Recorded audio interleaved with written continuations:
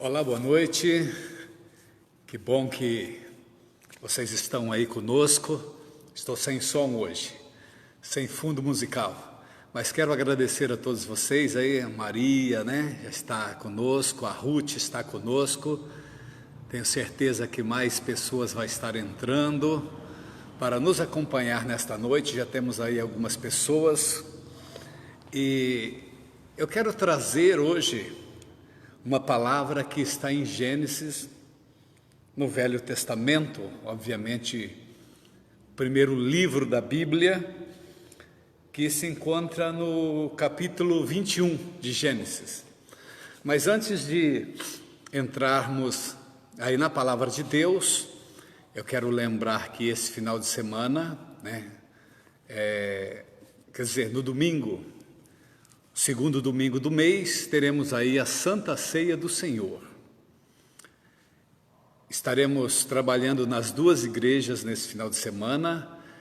De manhã, das 8h30 às 9h30, estaremos servindo a ceia lá na terceira igreja, no bairro da Saudade, na Avenida da Saudade, na terceira igreja, número 282.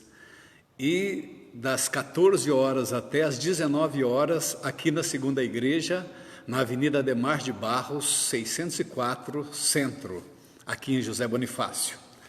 E tenho certeza que vai ser bênção. Lembrando vocês que o dia da Santa Ceia nós fazemos sempre aquela coleta para a mesa do amor, Então você que pode trazer alguma coisa para estar abençoando as famílias que têm aí necessidade ou carência de um alimento, é uma ótima oportunidade para que neste domingo você possa se lembrar então de compartilhar de todo o bem que Deus tem te dado, ok? Que Deus possa abençoar a todos vocês.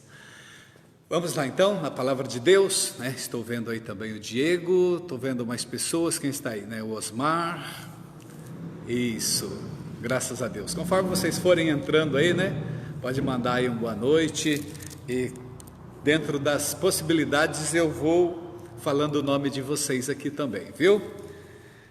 O capítulo 21 de Gênesis, nós temos aqui, o começo aqui, Desculpa, o começo não. No capítulo 21, a partir do versículo 14, sim? Versículo 14, a Bíblia nos ensina aqui a respeito daquela condição que estava vivendo Abraão e Sara antes de terem Isaque, que era o filho da promessa. Eles estavam numa região, no deserto, quando Sara, preocupada com a sua condição estéril, Sara não tinha filhos e era impedida de ter filhos. O que Sara faz? Sara, preocupada, ela disse para Abraão, aquele tempo era de costume, dos hebreus, ela disse, olha, Deus tem me impedido de ter filhos, mas nós temos aí Agar, a nossa serva egípcia, e eu vou te dá-la como mulher, para que através dela nós tenhamos filhos.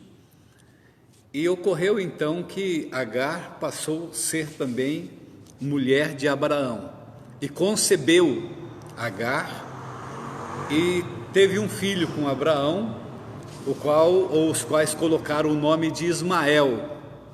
Mas passado o tempo, Deus cumpriu a promessa na vida de Sara, porque o Senhor disse que Sara e Abraão seria pai, de uma grande nação. Por isso, nós não podemos nos esquecer das promessas de Deus. Sara sabia que havia uma promessa na vida dela, mas pelo fato de, na consideração dela, se demorar para realizar, talvez ela se esqueceu da promessa ou até achou que não seria cumprido na vida dela. Mas Deus, Ele faz acontecer e realiza no seu tempo, não é verdade? E aqui nós encontramos então, a partir do versículo 14, quando há aqui um confronto entre a serva Agar, mãe do filho de Abraão, esposo de Sara. É meio confuso, né? Porque agora Deus dera à própria Sara um filho, o qual teve o nome de Isaque. E o versículo 14 começa dizendo assim: Então se levantou Abraão pela manhã de madrugada e tomou pão e um odre de água e deu a Agar, pondo-os sobre os seus ombros. Também lhe deu o menino e despediu-a, e ela se foi andando errante pelo deserto de Berseba. Eu quero dar uma paradinha aqui para você entender. Então, quando nasce o filho da promessa, que é Isaque, de Abraão e de Sara, né? Sara disse para Abraão: olha, o filho da escrava tem debochado do meu filho, tá? E ela tem me tratado mal. Então Abraão deu a liberdade para que ela dispensasse Agar, né? Que mandasse embora. Então, nesse momento, nessa manhã, como disse aqui no versículo 14, Abraão, então, um tanto forçoso, né, ou forçado pela situação, porque a sua mulher exigiu que Agar fosse embora com o filho dele, porque ela não queria que Isaque, o filho da promessa, herdasse com o filho da escrava. Entende aí, né?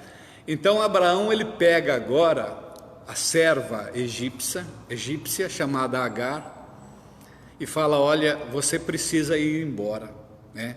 Sara exige que você saia dos nossos domínios e que você vá viver a sua vida em outro lugar, obviamente, né? Ela não quer que você continue conosco e o filho vai com você também.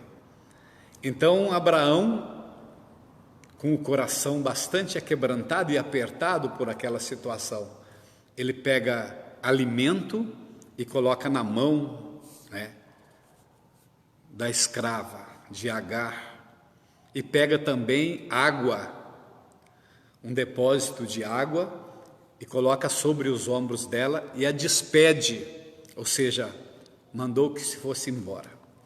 E Agar então pega na mão do menino e ela sai andando, né, naquela terra deserta, naquela região de Berseba.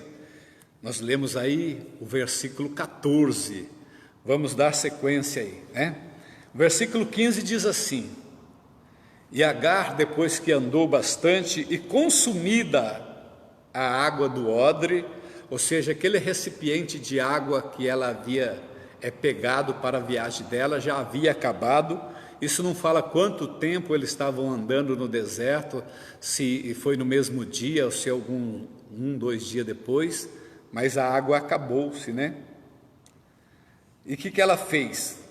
Ela pegou o menino e colocou debaixo de uma árvore, porque ela se encontrava no ermo e ali não havia socorro, não havia casa, não havia alimento e não havia água também. Então Agar, ela se coloca ali agora numa situação muito difícil. Tinha um pequeno arbusto, ela colocou ali Ismael, o filho, embaixo daquela árvore e se afastou. A Bíblia diz que se afastou um tiro de flecha, talvez uns 70, 80 metros, porque ela disse: eu não quero estar perto do meu filho na hora que ele morrer, porque naquele deserto não havia outra saída, não havia uma esperança se eles não fossem consumidos pelo calor, né, pela sede, e certamente chegaria a morte. E ela, consciente disso, ela se afastou do menino dizendo: eu não quero vê-lo morrer. Mas o versículo 16 começa dizendo assim, ou segue dizendo assim: e ela foi e assentou-se em frente, afastando-se a distância de um tiro de arco, porque dizia: que eu não veja o meu filho morrer. E assentou-se de frente e levantou a voz e chorou. Eu acredito que foi um choro de sofrimento, um choro de tristeza, de lamento e de desespero, porque a situação realmente era muito séria, né? Mas naquele momento que ela chorava, o filho chorava também.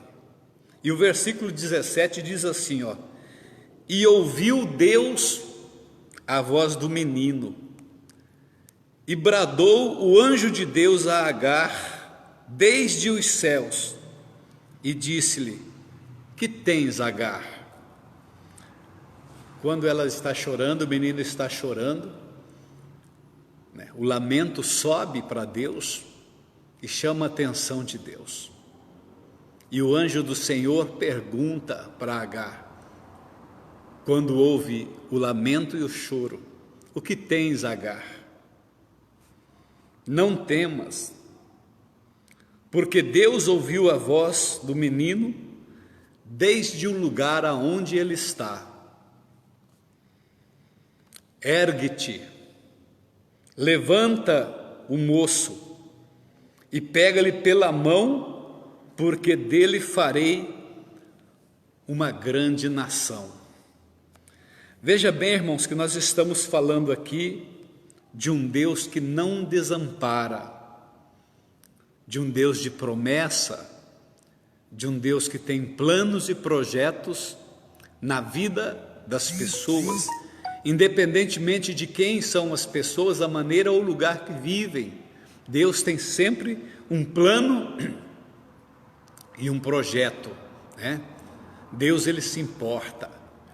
Veja que algum tempo atrás, né, não menciona aqui quantos dias, Agar é despedida sem direito, com o seu filho e sem esperança, né? A Bíblia não diz que veio socorro da parte de Sara, a antiga patroa, ou de Abraão, né? Porque ninguém veio para socorrer, para lhe trazer pão, para lhe trazer água, para perguntar como eles estavam, se eles estavam ainda no deserto, se eles haviam conseguido um abrigo, ou se eles tinham alguma necessidade. A maneira que ela foi dispensada, ela foi esquecida por eles. Agora, esta mulher, ela vivia um dilema, vivia algo na vida dela, né? E naquele momento, ela estava vivendo entre a vida e a morte. E ali, se Deus não interfere na vida dela, certamente o pior teria acontecido. Mas Deus acompanhava essa situação.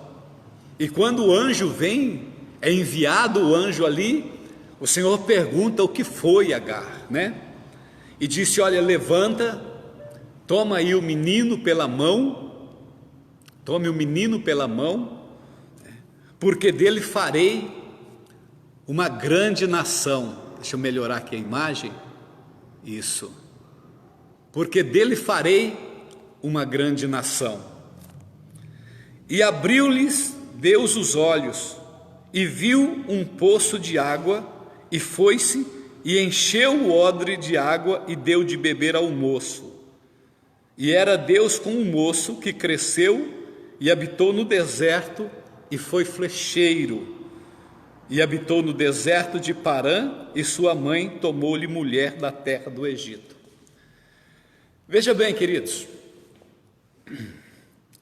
Sara, ela se encontra agora diante de uma situação entre a vida e a morte. Mas Deus diz: levanta, toma o menino pela mão, porque eu farei dele uma grande nação. E quando Deus entra com a promessa na vida de Agar, não era Sara, era Agar, ela abre os olhos, ou seja, Deus abre os olhos dela e ela vê um poço. O poço, ele simboliza vida, porque tinha água. Água é vida. Eu digo para você que o tempo todo o poço estava ali diante de Agar, mas Agar, ela tinha apenas visão para aquilo que era físico. O sobrenatural, que representa a vida, estava ali diante dela e ela não conseguia ver. Mas a partir de que Deus dá a promessa, dizendo: levanta, toma o menino pela mão, porque eu farei dele uma grande nação, os olhos dela se abrem e ela pode ver a esperança brotando diante dela. Talvez você esteja vivendo aí num dilema, numa situação em que você olha para um lado, você não vê resposta, olha para o outro, não vê a solução, você se vê num deserto. Eu quero dizer para você nesta noite que Deus te vê. Talvez assim como Agar, diante da situação, ela não conseguia enxergar a saída, mas a saída estava ali. A saída estava no sobrenatural. Ela precisava ver além